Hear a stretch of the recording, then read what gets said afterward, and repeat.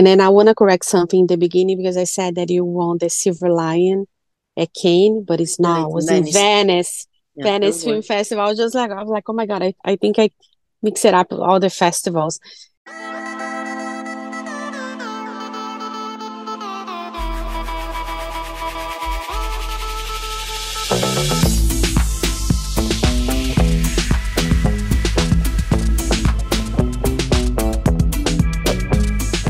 Hi, Maura. Hi, Jana. Nice Thank to you. meet you. Nice to meet you too. Thank you so much for your time. A pleasure to talk to you. Beautiful movie. Oh my God. Amazing, amazing, Thank amazing, you. amazing. Thank So you. touching and but first, congratulations on your nomination for the Golden Globes. Hmm. Out, yes, right? Yeah, It was a great. hit. Also, like you received the Silver Lion Cane. Congratulations on that too. And I also understand that the film was based on your own family, like Mhm. part of your own family. What was like right now is the right moment to tell this story? I think there are things inside us that wait to be picked up. In this special case, it was a sad event that made this possible because I think that it was really like my father passing away that gave the possibility to open a door. I think before I wouldn't have done a film like this. And then I think he was kind of a little gift he left me while going away. Um, because I really had the sensation that when I began to write, I found so much material inside me about this, about that territory, about that people, about that village, that it was just there to waiting the time to be fished.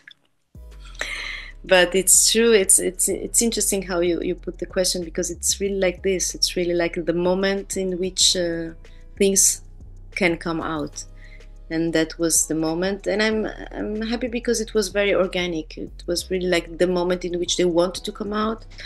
They gave me a lot of possibilities because it was a sensorial material. I really like remembered it was memories that had a smell, had a touch, had a sound, had a lot of, because they come from my childhood. So it's a moment in which you absorb things in a very sensorial way, not filtered through rationality. So I really felt that that film could smell as hot milk in a freezing cold winter morning.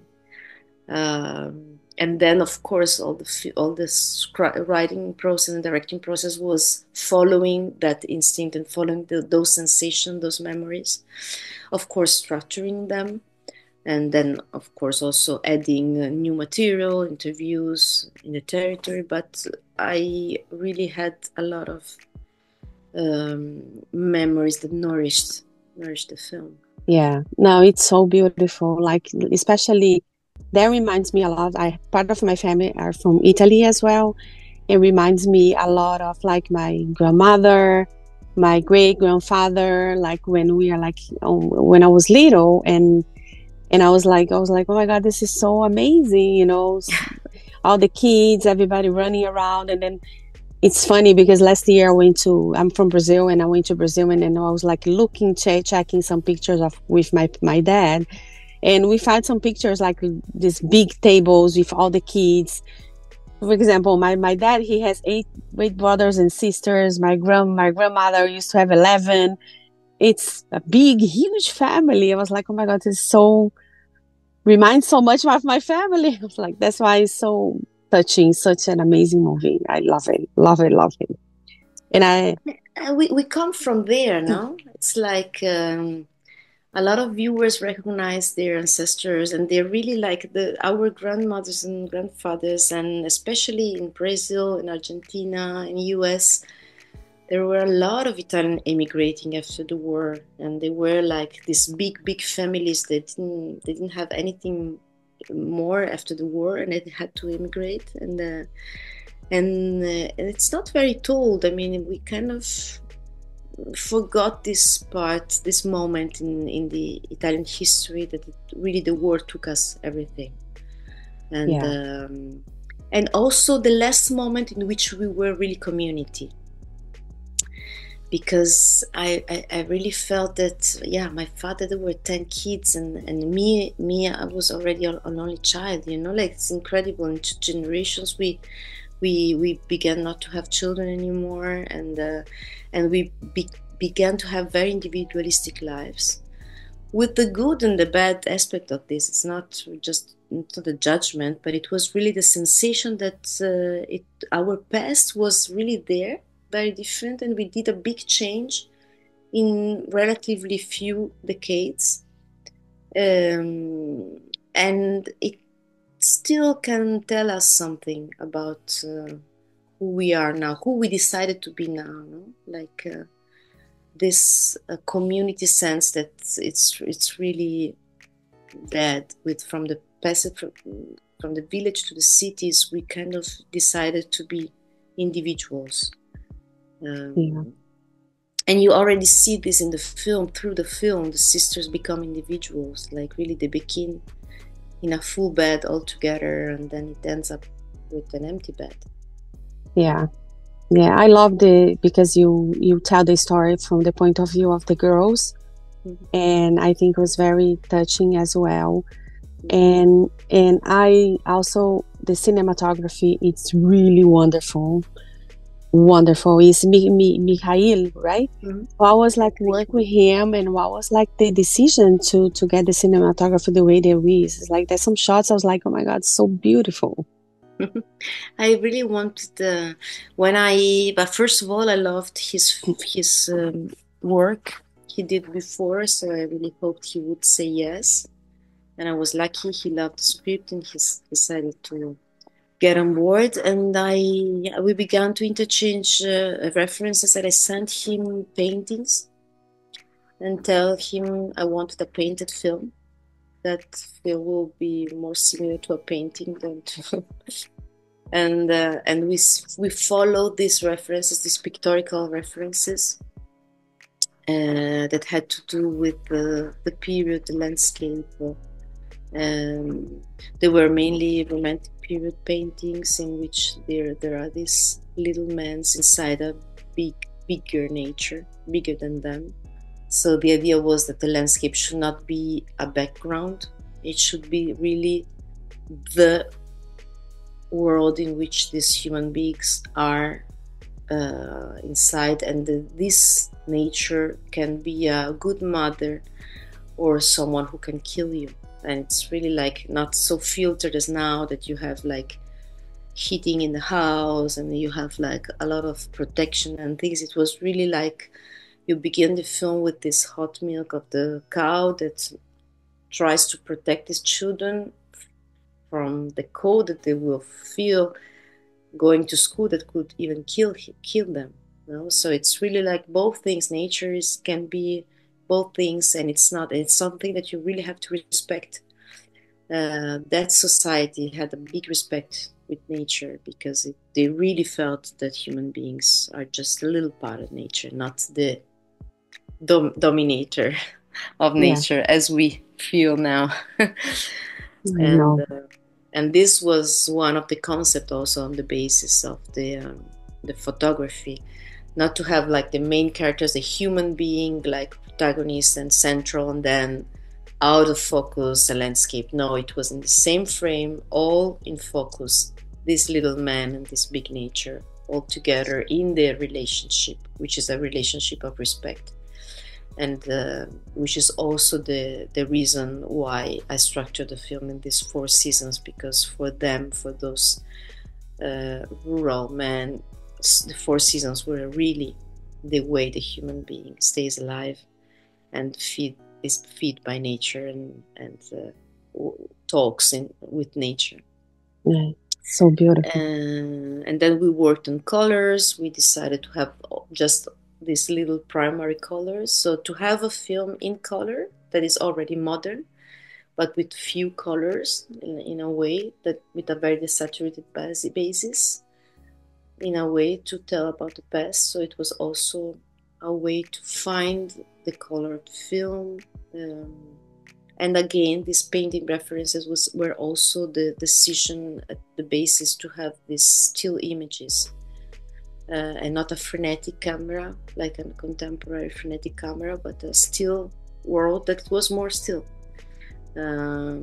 It's a world in which going to school through the snow takes time. It's also the patience that film asks the viewer to enter another time, another place. Beautiful. And I know, like all the movies, every movie you have some challenges. What was like your biggest challenge this time around? During the writing process, the biggest challenge was to make it a multi-character movie, a choral movie, because I wanted to tell a family, and I didn't want to have one dominant point of view. I wanted to have several points of view, because I think a family is a community of influence, reciprocal influence. And I really wanted to be like in novels, that you really have these several characters, and they are individuals but community at the same time, and they really influence the life of the other. But of course, this is difficult in terms of writing, to follow different characters. And the biggest challenge productive-wise was to film a very difficult film in little time. We had few weeks. And it was a very difficult film because we had 4 seasons, a lot of babies, a lot of animals, a lot of children, a lot of non-professionals. The film is talked in dialect. I chose not to have big stars, so a lot of, productive-wise, it was a difficult film. Yeah, it was a big challenge, but I think the result is amazing.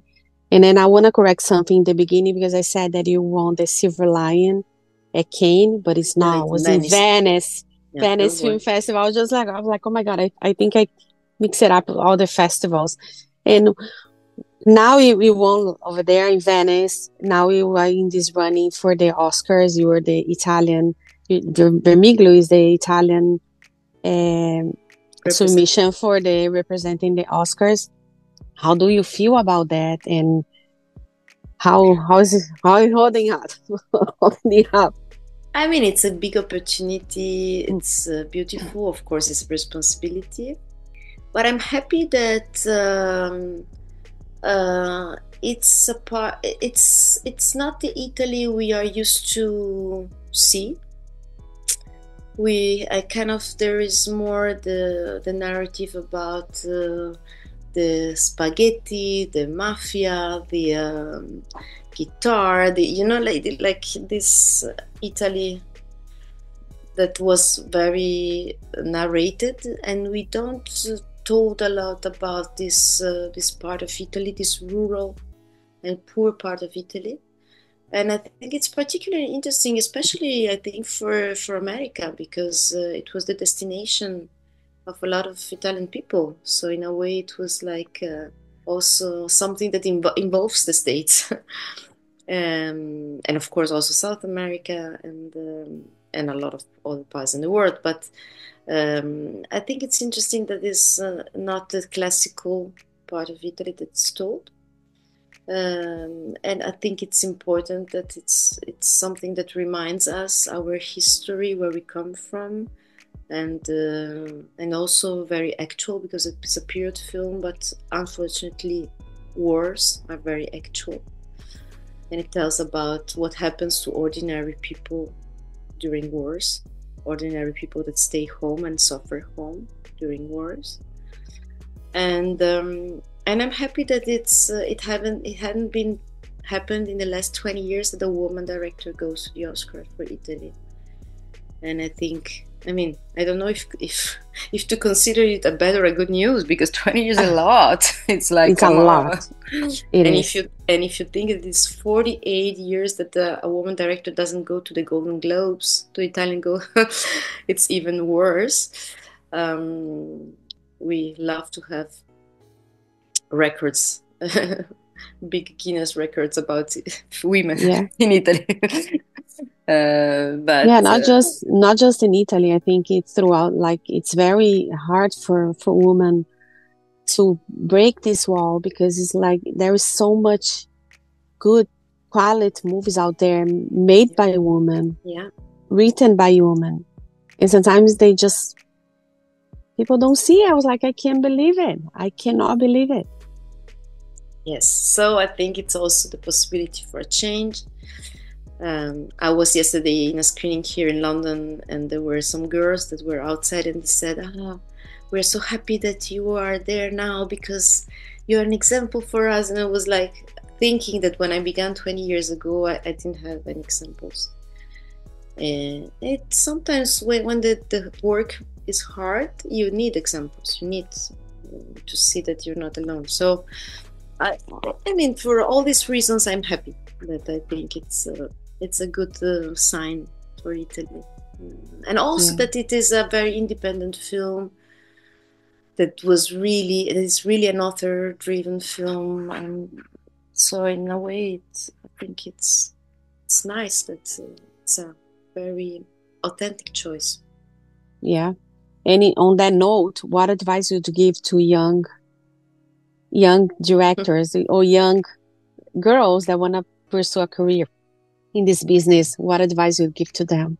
I would say not to let an internal auto boycott work inside them, because history lives inside us and influences us, and our history as women is a history of exclusion, and therefore a lot of women kind of tend to auto boycott themselves because they feel they're not good enough. And then when I see the work of women, I say it's good enough, it's very good. So they shouldn't make themselves less problems, go on, because the world is waiting for them. That's amazing. That's amazing. And are you ready to come to LA for the Golden Globes and all the other awards and premieres that we're gonna have? I hope to see you soon and to meet you in person. And yes, I just want to thank you so much for your time. A pleasure to meet you. And beautiful, beautiful movie, beautiful story. Cinematography is like I'm fell in love, but it's amazing. Love, love, love, Maura. Thank you so much for your time. Grazie mille. Obrigada. Di nada. Ciao. Ciao, grazie. If you like to support or continue to support Jana on Camera, don't forget to subscribe, like, comment and share the videos.